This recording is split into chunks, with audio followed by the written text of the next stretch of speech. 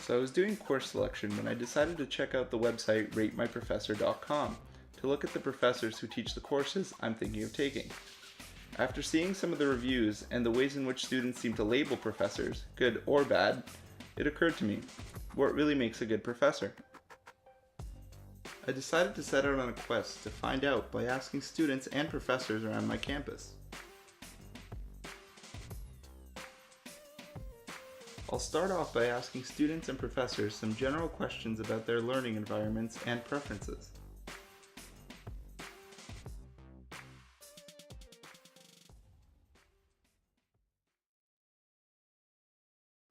If I don't like the professor, then I just end up doing my own thing and kind of doing the work by myself and trying to teach myself later on because I know how I learn. It takes a little bit more time, but that's what I'll do. But if I don't like the content, then it's a little bit harder for me to learn from in the class no matter how much I like the teacher.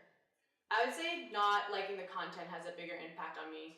Because if I like the content and I don't like the professor, then yeah, of course, I'll go out of my way and get really into studying it and putting in the work. But if I don't like the content, then I don't think that I would be as motivated to do the work. It's a bit of both the way he teaches and the content, because a lot of the time the content's very boring. So if the professor's boring, then no, there's no chance I'm not listening. I probably wouldn't even go to the class, to be honest. The way the professor teaches keeps me engaged more. Like, I've had courses that are completely boring to other people, but just because my professor used real life examples and has worked in the industry, they've made it really interesting using their own personal life examples. And also, like, they have a passion for the material, and that also makes it more interesting as well. I think it would be the way the prof teaches and the content. I think the people in the class would make it more distracting if my friends are there. But yeah, the first two for sure.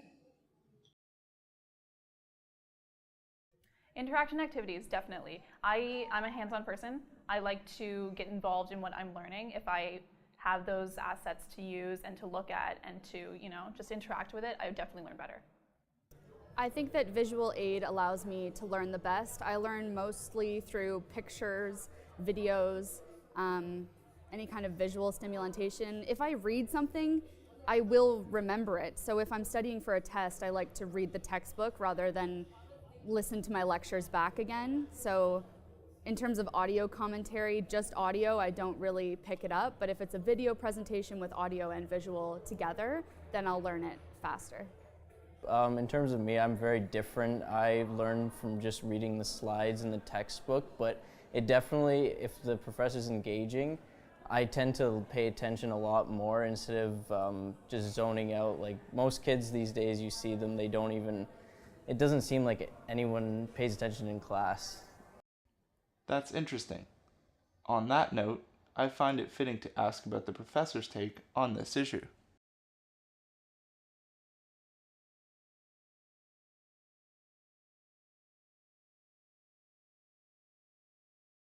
Yeah, I I don't take it to heart. To be honest, it's a little bit frustrating, right? Because and you're sitting in class, and I think students don't realize how obvious it can be when you're at the front, because the acoustics, you can really, really tell. I hope that they're discussing some topic that I'm talking about or the assignment or something like that. But yeah, I try to keep, my biggest thing is it disturbing students around them, right? So that's my thing. If someone wants to come into class and sit in the back and chat the whole time, or they should probably just go to a coffee shop or something, but that doesn't bother me too much, especially as a big theater. But if it's bothering people beside, then I need to try to get people focused. But no, students, they'll fall asleep, right, in class. It happens, right? Especially if I have early morning class. I don't take that to heart either. They're tired, right? They've been up all night working on things, so.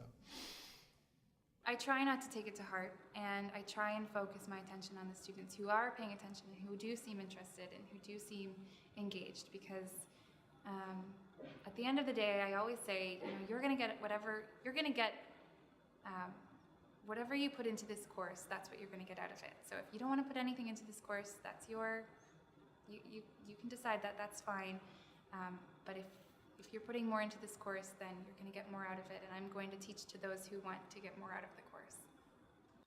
Yeah, attention is a huge problem. In fact, I had my students read a book this year about the difficulties of paying attention in a world that's so full of new digital and social media. And in that regard, and because of some of the lessons that I've learned that I've tried to impart to my students, I've come to accept that this isn't anything personal, but rather it's a struggle between myself on the one hand to motivate my students to be engaged and to be active with the learning process, and the entirety of consumer capitalism on the other hand. And everything that is enticing them and pulling their attention away in so many different directions. It's not whether or not a student is interested in me or what I'm saying, but it's rather whether or not I can make myself more interesting than everything else in the world. And I know that the answer is no, I cannot do that.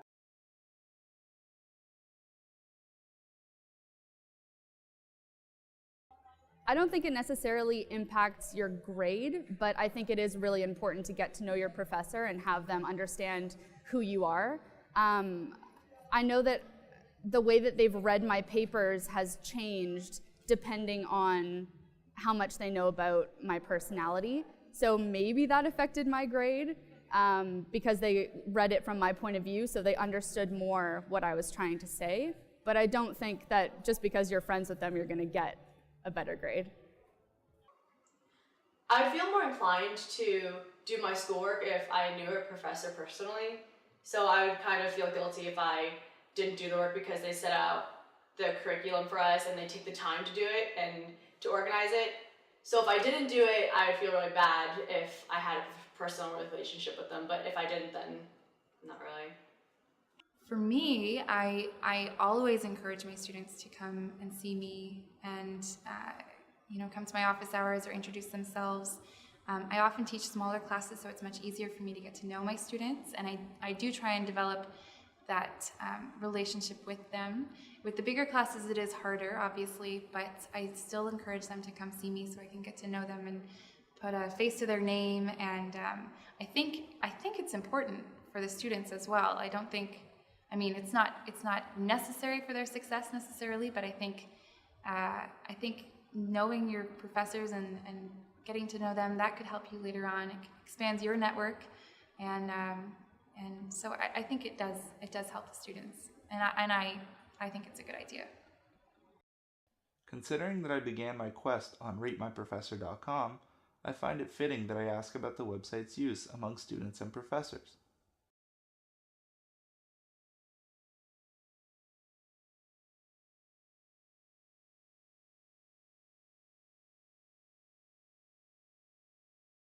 I think that helpfulness is definitely the most important. Helpfulness and reliability, definitely, because helpfulness, if a prof is approachable, then it makes it easier for me, definitely, to ask questions, to get answers for anything I may have, definitely. I'd say helpfulness. Easiness, like there have been, if the class is too easy, I really just don't really pay attention or do anything. I'll just wait till the end to get it all done, and sometimes that's not the best.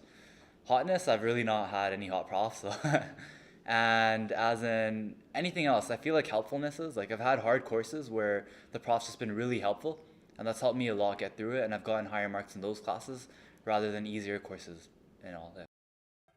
I would say helpfulness and personality. I would say reliability is probably a good one too. So if you ever need extra help or just anything like that, But I think, them. yeah, and I think personality too, so that if you're comfortable with them, it's easy to approach. Yeah. In my opinion, helpfulness probably is most important. I always say I try, whether I have a small class of 30 or less or a large class of 100 or more, if I can help the students, if they actively seek my help, I am more than willing to help them. So I'll go out of my way to help them, but I also can't read minds, so they have to let me know that they need help. But I think at the end of the day, helpfulness is probably most important. After gathering all this information, I decided to ask the ultimate question: what makes a good professor? What makes a great prof, from my perspective, is someone that's worked in industry, and is not just a PhD. Like I've had profs who are PhDs and also profs who have worked in industry and actually have been dealing with this content hands-on. So it can tell us like a real world perspective as to what we're learning, what's important, what's not, and that directly impacts how I'm going to perform at work and what I should focus on. So I keep more engaged with those professors. I think a good professor is somebody who encourages you to learn. They don't just want you to regurgitate the information or spew something back to them. They want you to learn it, process it, understand it, to be able to apply it to your future life. I feel like having the professor being a bit lenient is good because it allows the student to be a bit more comfortable about their opinion, of expressing their opinion, and also having clear instructions is what makes a good professor as well. Their lecture styles, so like how they put up their lectures, how they teach, how they like talk to us. Like if they're just reading off the slides, then I'd rather just be at home reading lectures. Someone who likes teaching, so it comes across that they're not just there because they have to be. They're actually interested in what they're teaching. Someone that's helpful, someone that's open, someone that's approachable, someone that takes interest in what they're actually teaching, someone that's passionate about what they're teaching, because that makes me passionate to want to learn. A good prof, as we were talking about before, very engaging, as well as he speaks from the heart rather than speaking like he has to be all professional, and because most of the time they're very dry and it's very hard to pay attention and focus. If they're funny and making jokes and stuff like that, it's more engaging, and I find that I will be more likely to attend that class rather than skip it and just go read the slides or whatever. Yeah, I think, caring about what you do, so, it is a job, it's a good job, but there can be a lot of emphasis on research. You can get people that are brilliant researchers but are not great teachers, and this is more about, I think we're talking more about the teaching side of being a professor. So I think you have to care, you have to enjoy teaching, or at least convince yourself to enjoy it or find some level of enjoyment in it. And not everyone's able to do that because it's not what we're trained. PhD, we don't learn anything about how to teach at all, right? So I think enjoying what you do is quite important. The other piece that I think is important is not to try to be the oracle of all information and never admit fault. I think the worst thing you can do is be in front of a class and bluff your way through something, right? I think if you don't know the answer, you have to admit it. I teach to the students who are bright, motivated, and engaged, and the other students are paying me to waste their time. And that's quite unfortunate for them. I don't feel like as I said earlier, I don't feel like it's insulting or that it says something about myself. Really what it makes me feel is bad for those students that they've given up on their lives so early. Looking at what I gathered, a few themes begin to emerge. Helpfulness seems to be the most desirable trait in a professor. The professor's engagement and interest in the class are desirable traits as they seem to have a direct effect on the student's appreciation for the class. And finally, professors who know their students and try to maintain positive relationships with their students yield more positive results. In the end, however, different people prefer various traits over others. As a result, opinions differ between students and professors respectively. I guess there's a lot more to being a professor than just delivering class material. There's a reason they are called professors and not teachers.